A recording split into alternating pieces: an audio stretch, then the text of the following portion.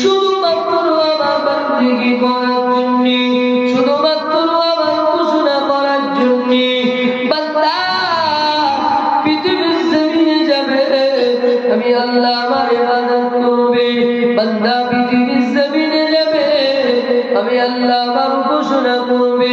বান্দা পৃথিবীর জমিনে যাবে, আমি আল্লাহ আমার বান্দিগি করবে। কিন্তু না,